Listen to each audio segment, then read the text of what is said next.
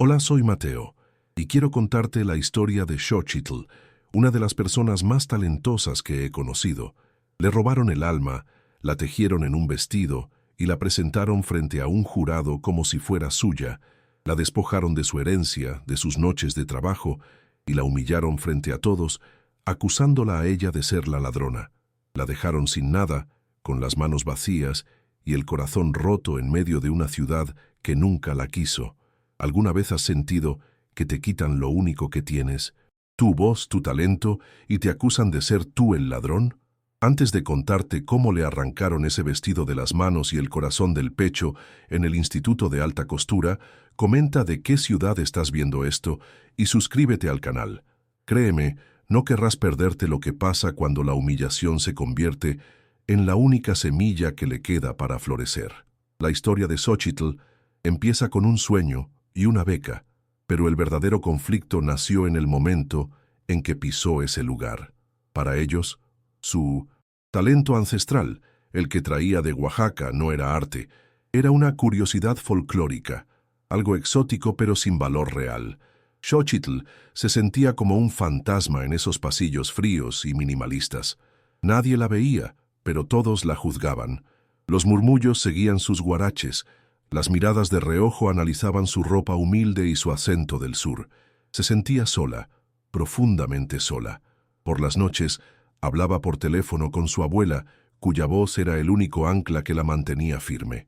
Le contaba de los kilos de las telas, pero nunca de la frialdad en los ojos de sus compañeros, ni del peso de saberse una pieza extraña en un rompecabezas que no quería encajar con ella.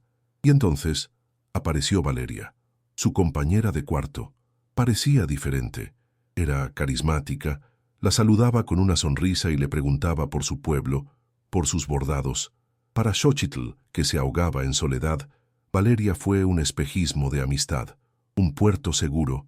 Le mostraba sus bocetos, le explicaba el significado de cada símbolo zapoteco que aprendió de su abuela.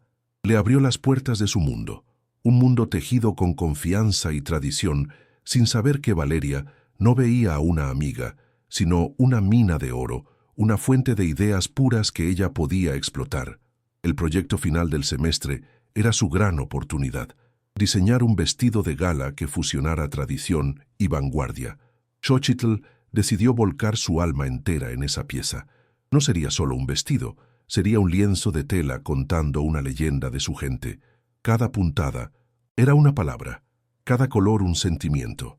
Trabajó día y noche, con los dedos adoloridos y los ojos cansados, pero con el corazón lleno de esperanza.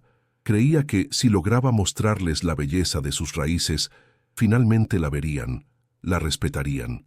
Valeria observaba todo, cada detalle, cada técnica secreta, con una admiración que Xochitl confundió con apoyo. La noche antes de la presentación, el vestido estaba listo. Era una obra maestra, la encarnación de su herencia y su futuro. Agotada, pero feliz, se lo mostró a Valeria. Su amiga la abrazó. Le dijo que era lo más hermoso que había visto y le preparó un té para calmar los nervios de la presentación. Un té que sabía extrañamente amargo, pero que Xochitl, en su inocencia, agradeció. Sintió una pesadez en los párpados, una niebla que le nublaba la mente.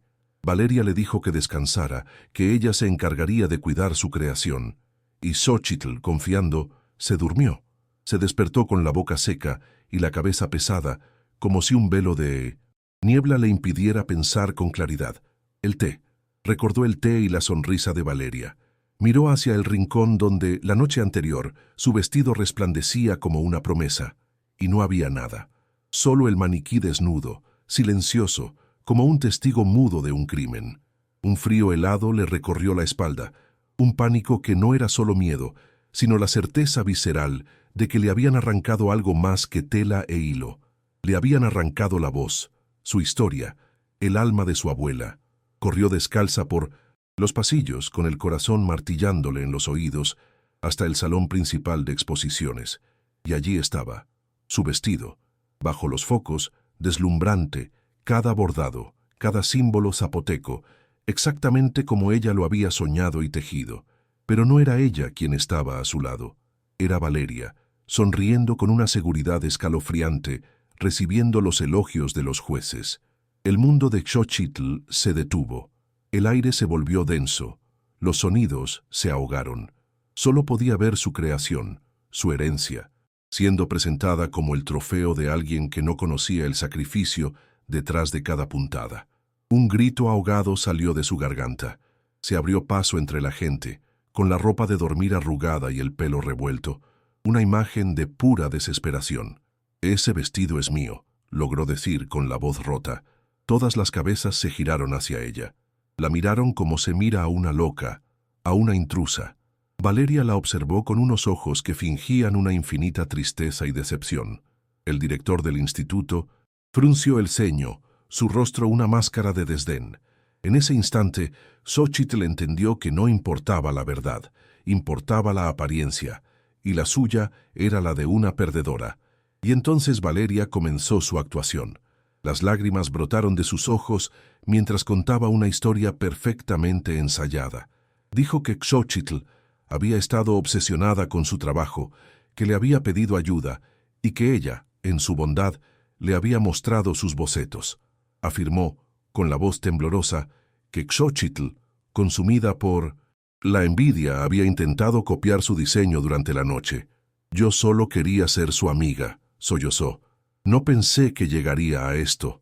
La multitud la miraba con compasión. A Xochitl, con una mezcla de lástima y desprecio.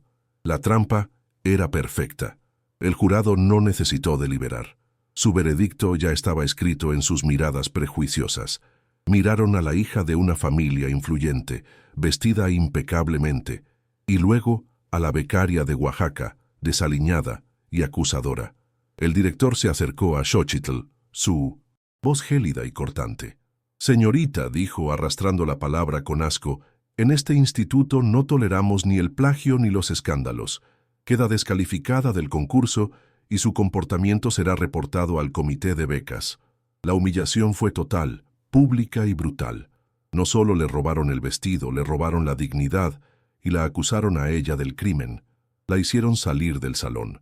2 guardias de seguridad, con una amabilidad condescendiente que era peor que la fuerza, la escoltaron por el pasillo. Podía sentir las miradas como agujas en su espalda, escuchar los murmullos, ver los celulares levantándose para capturar su momento de máxima vergüenza. Cada paso era una tortura. Se sentía desnuda, expuesta, marcada para siempre. Ya no era la chica talentosa de Oaxaca, era la ladrona, la mentirosa, la loca. La ciudad, que ya era fría, se había convertido en un monstruo de hielo que la devoraba por completo sin dejar rastro de su existencia. De vuelta en la habitación, el silencio era un grito. El maniquí desnudo parecía burlarse de ella. Se sentó en el suelo abrazando sus rodillas, incapaz de llorar. La rabia y la impotencia habían secado sus lágrimas. Pensó en su abuela, en la llamada que debía hacerle para contarle su triunfo. ¿Cómo iba a explicarle ahora que no solo había fracasado, sino que la habían tachado de criminal? Le habían quitado todo, su trabajo, su nombre, su futuro. La soledad era tan profunda, tan absoluta, que sentía que se ahogaba en ella, en medio de una ciudad que nunca la había visto y que ahora finalmente la había borrado. Unas horas más tarde, cuando la humillación todavía le quemaba la piel, la puerta de la habitación se abrió. Era Valeria. No había rastro de las lágrimas falsas que derramó frente al jurado. Su rostro era una máscara de fría superioridad. Se acercó a Xochitl, que seguía en el suelo, y le habló en un susurro venenoso, para que solo ella la escuchara. «Espero que hayas aprendido la lección», dijo. «Hay gente que nace para crear y gente que nace para servir. Tú eres de las segundas. Si vuelves a abrir la boca, me encargaré de que ni en tu pueblo te vuelvan a dar un trozo de tela». Al día siguiente, un sobre con el logo del instituto apareció deslizado por debajo de la puerta. No era una citación ni una advertencia, era una sentencia. La carta, escrita en un lenguaje burocrático y gélido, le informaba de su expulsión inmediata por conducta inapropiada y grave violación al Código de Honor. Mencionaban el vergonzoso espectáculo y su acusación infundada contra una alumna ejemplar. No había juicio, no había apelación. En menos de 24 horas la habían juzgado, sentenciado y borrado. El sistema no solo la había abandonado, sino que la había aplastado para proteger a una de los suyos, reafirmando su lugar como una extraña. Con el corazón hecho pedazos, tuvo que hacer la llamada que más temía. Marcó el número de su casa. Le contestó su papá. Intentó explicarle, con la voz quebrada por la vergüenza, lo que había pasado. El silencio al otro lado de la línea fue más doloroso que cualquier grito. «Hicimos tantos sacrificios, mija», fue lo único que dijo su padre, con un tono de decepción tan profundo que le partió el alma. No la culpaba, pero tampoco la entendía. Para él, en su mundo de trabajo duro y honesto, una traición así, una injusticia tan descarada, era simplemente inconcebible. Colgó sintiéndose aún más sola. Los días siguientes fueron un infierno silencioso. La noticia de su escándalo se había esparcido como pólvora. Intentó contactar a un par de compañeros que parecían neutrales, pero sus mensajes eran ignorados. Si se los cruzaba por la calle, bajaban la mirada o cambiaban de acera. Se había convertido en un fantasma, en una paria. Valeria, por su parte, era la nueva estrella del instituto. Sus redes sociales se llenaron de fotos con el vestido, entrevistas y felicitaciones. Cada publicación era una nueva puñalada para Xochitl, una celebración pública del robo de su alma, mientras ella estaba encerrada, invisible y condenada por todos. Una semana después, cuando estaba empacando sus pocas pertenencias para volver a Oaxaca, derrotada, descubrió la última crueldad. Fue a su pequeño casillero del taller para recoger sus herramientas y su cuaderno de bocetos, el que contenía todos los patrones que su abuela le había enseñado, los secretos de su linaje. Estaba vacío. Valeria no solo le había robado su obra maestra, le había robado su herencia, sus raíces, las herramientas de su memoria. Fue un acto de aniquilación total. Quería asegurarse de que Xochitl no tuviera nada, absolutamente nada, con qué volver a empezar. Era la firma final de su victoria. En ese momento de oscuridad absoluta, con las manos vacías y el espíritu roto, hizo la única llamada que le quedaba. Marcó el número de su abuela. No pudo contenerse y el llanto brotó, un torrente de dolor, rabia e impotencia. Le contó todo, sin omitir la humillación, el robo, la soledad. Su abuela la escuchó en silencio, dejando que se desahogara por completo. Cuando Xochitl terminó, su voz, sabia y firme como un árbol antiguo, le dijo: «Mi niña, ellos te pueden quitar el vestido, te pueden quitar los hilos, pero no te pueden quitar las manos que tejen ni la memoria que guía esas manos». Esas palabras no borraron el dolor, pero encendieron una pequeña llama en medio de la oscuridad. Colgó el teléfono y por primera vez en días se miró las manos. Estaban vacías, sí, pero eran las mismas manos que habían aprendido a dar vida a la tela, las mismas que conocían el lenguaje secreto de las puntadas.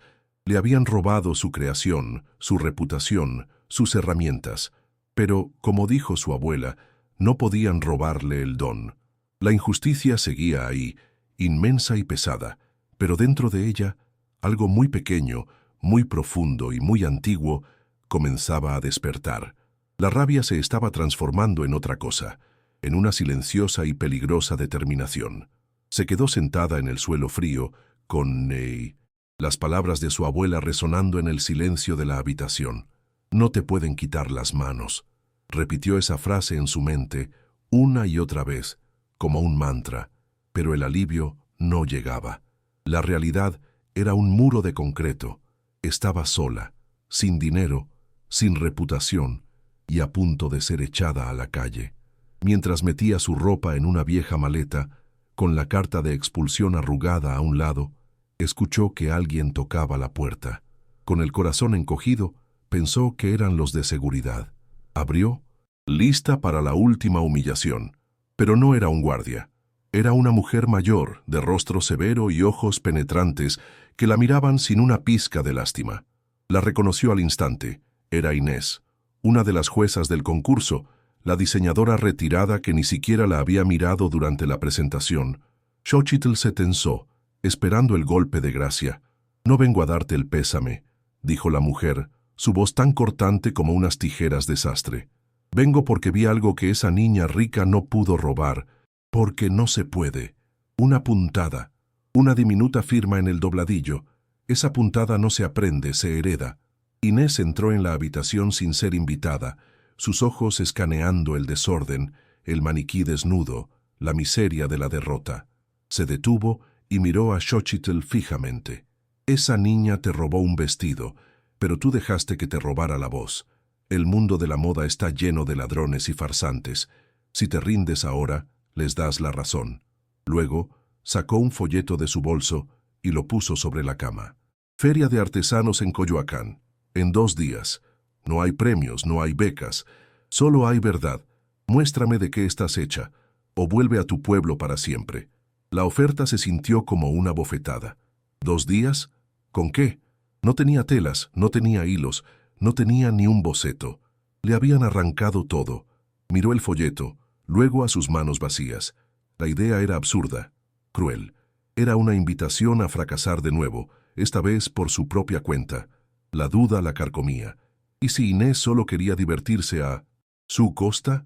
¿Y si todo era una trampa para confirmar que, en efecto, no era más que una impostora? El miedo a otra humillación era tan fuerte que casi le dice que no, que se fuera, que la dejara en paz. Pero entonces, la imagen del rostro triunfante de Valeria apareció en su mente.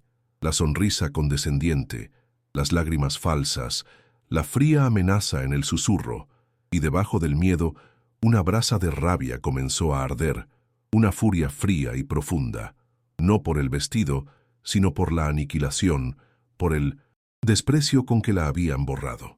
Levantó la vista, y sus ojos se encontraron con los de Inés. Ya no había miedo en ellos, solo una determinación helada. «Lo haré», dijo, con una voz que apenas reconoció como suya. Por primera vez, no lo hacía por un sueño, sino por una deuda con ella misma. Inés asintió, como si esperara esa respuesta. Sacó unos billetes de su cartera y los dejó junto al folleto. «No es caridad, es una inversión. No la desperdicies». Con eso, se dio la vuelta y se fue, dejando a Xochitl sola con una decisión irrevocable y un puñado de dinero que apenas alcanzaba para empezar. Sin perder un segundo, se puso los zapatos y salió corriendo. No fue a las tiendas de lujo de Polanco, sino al corazón caótico de la Merced. Entre los puestos de frutas y el bullicio, encontró a los vendedores de retazos de tela, los saldos que las grandes fábricas desechaban. Allí, entre montañas de telas olvidadas, empezó su cacería. No buscaba seda ni organza, sino pedazos con historia, con texturas que hablaran de resistencia. Se encontró con un grupo de mujeres nahuas que vendían hilos teñidos a mano. Al principio la miraron con desconfianza, otra chica de la ciudad jugando a ser artesana. Pero Xochitl no les habló de sus sueños, les mostró sus manos callosas por el trabajo. Les enseñó en un pequeño retazo la puntada que Inés había visto. Las mujeres se miraron entre ellas, reconocieron el lenguaje. Sin decir mucho, le ofrecieron sus mejores hilos, los colores de la tierra, del sol y de la sangre. Trabajó durante 48 horas seguidas, impulsada por café, rabia y la voz de su abuela en su memoria. No durmió, no comió casi nada. El pequeño cuarto que le prestaron las mujeres nahuas se convirtió en un santuario de creación febril.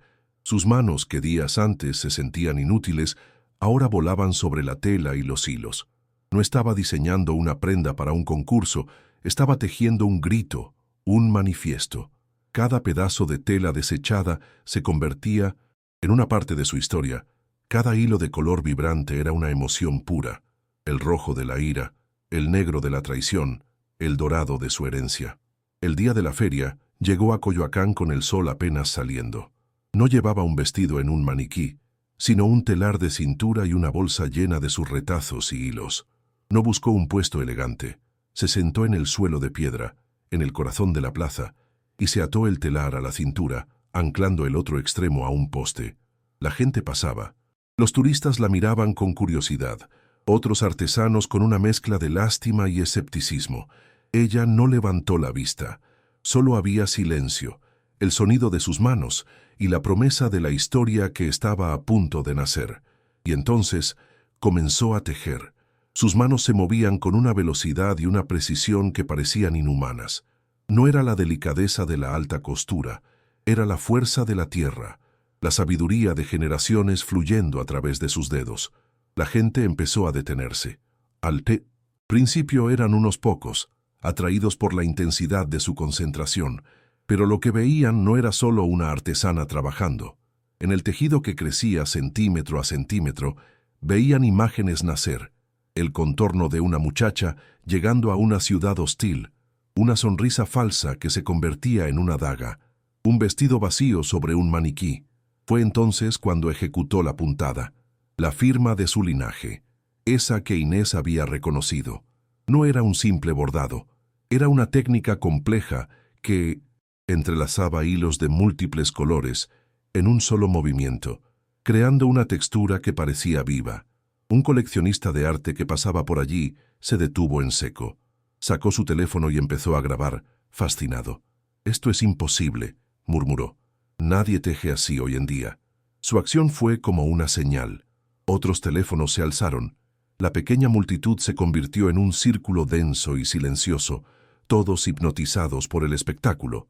El video se subió a redes con un título simple: «El alma de Oaxaca, tejiendo en Coyoacán». En cuestión de minutos, se compartió cientos de veces. Blogueros de moda que estaban en la zona recibieron la alerta y corrieron a la plaza. Ya no era un acto anónimo, era un evento. Y Xochitl seguía allí, ajena a todo, en su propio mundo, tejiendo su dolor para convertirlo en belleza.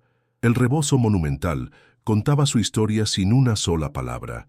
Mostraba la traición, la humillación, pero también la resiliencia de un pueblo que no puede ser borrado. La verdad estaba allí, cruda y expuesta para quien quisiera verla. Las lágrimas corrían por su rostro, pero no eran de tristeza, eran de liberación. Cada puntada era un golpe contra la injusticia, cada hilo un paso para recuperar su voz. El público no solo veía una obra de arte, sentía la energía que emanaba de ella. Sentían la rabia, la dignidad, el poder de una mujer que había sido aplastada y que ahora se levantaba, no con gritos, sino con la fuerza de su creación. En ese momento, en medio de la plaza, Xochitl no era una víctima. Era una fuerza de la naturaleza, reclamando su nombre y su historia. Alguien en la multitud, que había visto las fotos del vestido de Valeria en Instagram, hizo la conexión en voz alta. Es la misma historia, los mismos símbolos, pero esto está vivo. Un murmullo recorrió a la gente. La comparación era inevitable y devastadora. El vestido de Valeria, tan celebrado días antes, ahora parecía una copia barata, una cáscara vacía y sin alma frente a la obra maestra que nacía ante sus ojos. Xochitl, sin decir nada, sin acusar a nadie, había ganado. Su verdad, tejida con hilos y dolor, era tan poderosa que ninguna mentira podía resistirla. Cuando el sol se puso sobre Coyoacán, Xochitl no era la misma. El video no tardó en explotar. En foros de moda, la gente comparaba las fotos del vestido de Valeria con la grabación del tejido en vivo de Xochitl. La conclusión era unánime y brutal. Uno era una cáscara vacía, el otro era el alma misma del arte. Inés, la jueza, observó desde lejos, con una media sonrisa de validación. No se acercó, no la felicitó. Su trabajo estaba hecho. Le había dado la cerilla, pero fue Xochitl quien, con su propio dolor, encendió el fuego que iluminó la verdad ante miles de ojos. El castillo de naipes de Valeria se derrumbó en menos de un día. El escándalo no fue una acusación, fue una revelación pública. El instituto, para proteger su prestigio, emitió un comunicado vago, distanciándose de la controversia y anunciando una revisión interna. A Valeria le retiraron el premio en silencio. Desapareció de las redes sociales. Su perfil se llenó de comentarios que la llamaban ladrona, farsante. La familia influyente no pudo contener la marea digital. Se esfumó, borrada no por una sentencia, sino por el peso de una verdad que ella misma había intentado robar y que ahora la aplastaba. Una semana después, el director del instituto la llamó. Su voz, antes gélida y despectiva, ahora era un torpe intento de conciliación. Tecumseh ofreció reconsiderar su caso, una oportunidad para volver y terminar sus estudios, como si le estuvieran haciendo un favor. Xochitl escuchó en silencio, sin interrumpir su torpe discurso. Cuando terminó, su respuesta fue tranquila, firme y definitiva. No, gracias, ya encontré mi escuela. Colgó el teléfono. No había rabia en su voz, solo la calma de quien sabe que su valor no depende de la aprobación de quienes una vez la despreciaron y la humillaron. Las ofertas no tardaron en llegar. Primero, fueron las cooperativas de artesanos de Chiapas y Yucatán, que la invitaron a compartir sus técnicas y a colaborar en proyectos para llevar su arte a un mercado justo. Luego, llegó la llamada que lo cambió todo. Una marca de lujo francesa, famosa por su búsqueda de autenticidad, le ofreció un contrato. No querían que se mudara a París, querían que se quedara en Oaxaca, que fundara su propio taller y que fuera ella, con sus manos y su gente, quien dirigiera una nueva línea de moda ética. Le ofrecieron respeto, no solo un sueldo, y eso fue lo que hizo. Volvió a su pueblo no como la niña que había fracasado, sino como una maestra. Con el dinero de su primer contrato, no compró una casa para ella, sino que fundó un taller escuela, un lugar donde las mujeres de su comunidad podían trabajar, aprender y preservar las tradiciones que casi se pierden. El taller se llamó Manos que Recuerdan, en honor a su abuela.